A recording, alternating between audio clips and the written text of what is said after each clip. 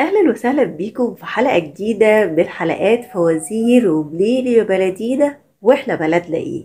والمطلوب تقولوا لنا اسم المحافظة اللي إحنا بنتكلم عنها. يلا نبدأ فزورتنا النهاردة. إحنا بقى النهاردة هنركب القطر وننزل على جنوب مصر في محافظة من أجمل محافظات الجنوب. محافظتنا اللي بنتكلم عنها النهاردة كانت في العصر المصري القديم بتسمى سونو أو سولون، وبتعني السوق، وده لأنها كانت مركزا تجاريا لتبادل القوافل من وإلى النوبة. وفي العصر البطلمي كان اسمها سين. أما بقى النوبيين فأطلقوا عليها اسم يابا سوا.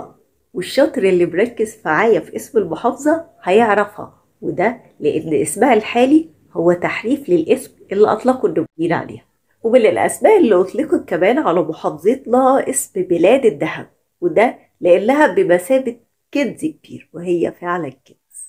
أما بقى بالنسبة لأهمية محافظتنا اللي بنتكلم عنها النهاردة، ففي عصر الدولة القديمة بتمثل الحدود الجنوبية للبلاد، وفي عصر ملوك الدولة الوسطى كانت مركزا لتجمع الجيوش، وده محاولة منهم لمد حكمهم للجنوب. وطبعا مش هنقدر ننكر دورها الحاسم في محاربة الهكسوس. ومن أشهر الأماكن اللي موجودة في محافظتنا اللي بنتكلم عليها النهاردة جزيرة معروف عنها بأنها موطن الإله إيزيس.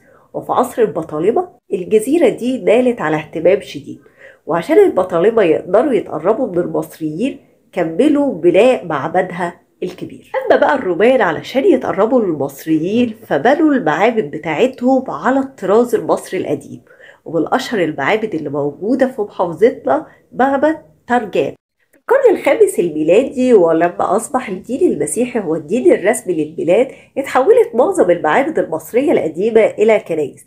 وفي جزيرة موطن الإله إيزيس كان في مركزا لإحدى الأسقفيات، مما أدى إلى انتشار المسيحية في الجنوب. وفي محافظتنا اللي بنتكلم عنها النهاردة عثر فيها على بعض الكتابات بالخط الكوفي بترجع للقرن الأول الهجري، وده بعد انتشار الإسلام وظهوره. ازدهرت محافظتنا في العصر الإسلامي في القرن العاشر، وده لأنها كانت طريقا إلى عزاب على ساحل البحر الأحمر اللي السفن بتبحر منه إلى الحجاز واليمن والهند.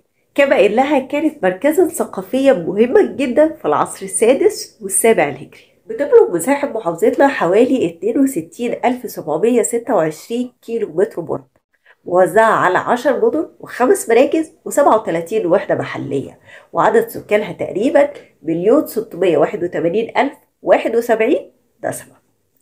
طبعا محافظتنا اللي بنتكلم عليها النهاردة هي محافظة سياحية وأثرية من الدرجة الأولى، ومن أهم المعالم السياحية اللي موجودة فيها جزيرة الفنتين، ضريح الأغا خان، قبة الهوى، رمز الصداقة المصرية السوفيتية، وجزيرة النباتات. وكفاية عليكم كده لأن أنا حليت الفزورة. كلمة وقالها فيلسوف: اللي يلف الدنيا يشوف. يا ترى كنا فين النهارده؟